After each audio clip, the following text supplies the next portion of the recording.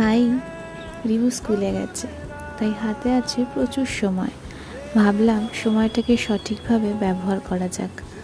অনেক দিন ধরেই নজর পড়ছে ড্রেসিং টেবিলটা বেশ অগোছালো হয়েছে। অনেক অবাঞ্ছিত জিনিস সেখানে জায়গা নিয়েছে, ঠিক যেভাবে আমাদের জীবনেও জায়গা নেয় কিছু অবাঞ্ছিত মানুষ ও তাদের বলা কিছু অবাঞ্ছিত কথা।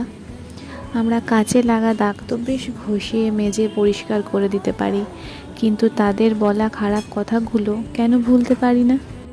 সেই কথাগুলো বা আঘাতগুলো মনে নিয়ে চললে আদৌ কি সেগুলো আমাদের ভালো থাকতে দেবে কোনো দিনও, নাকি আস্তে আস্তে আমাদের ভেতরটাকে শেষ করে দেবে?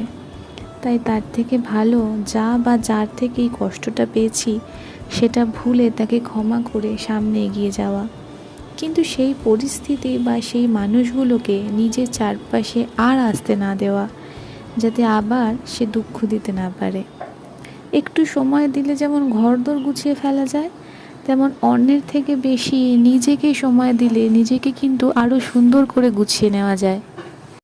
যাদের কথায় খোঁচা লাগে বা যাদের কথায় মনে হয় তীর ফুটছে গায়ে, তাদের থেকে নয় নিজেদের দূরত্বটা একটু বেশিই রাখলাম, তাতে ক্ষতি কী? আর দেখতে দেখতে এদিকে আমার ড্রেসিং টেবিলটাও গোছানো হয়ে গেছে, আর রিভু আসার সময়ও। টাটা।